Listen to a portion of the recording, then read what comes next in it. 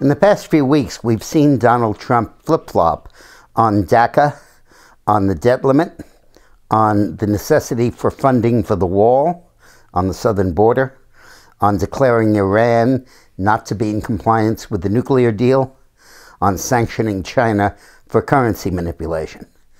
Is the deep state taking over Donald Trump? Now that Bannon is out, the only people around him, really, are Kelly and McMaster, both generals, both really steeped in the logic of the deep state. The other day, McMaster, the National Security Advisor, was asked how he's handling administering the government under Trump.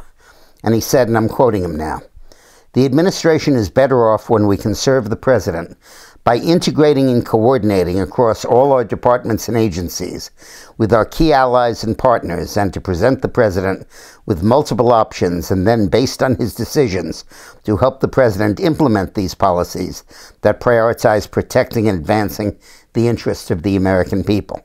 And so what's important is to have an inclusive process, not try to manipulate into a particular decision or to advance your own agenda. There were some, meaning Bannon, who tried to operate outside that process for their own narrow agendas, and that did not serve the president well. Now, that could have equally been written about me in my work with President Clinton. But that's how the deep state phrases it. They take everybody's opinion, they homogenize it into the conventional wisdom, and then they feed it to the president, allegedly giving him options.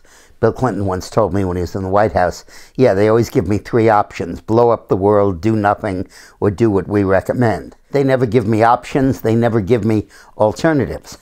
And that's truly how the deep state does it. Limit the flow of information to the president. When he gets the information, surround him with advice that echoes the same uniform conclusion that they've all reached. Force everybody to toe the line and say the same thing to the president. Keep out all dissenting opinions and move him in the direction you want, the manipulation of the president. And this process may be turning Donald Trump into George Bush. It may be making him the puppet of the conventional wisdom instead of the person who defies it.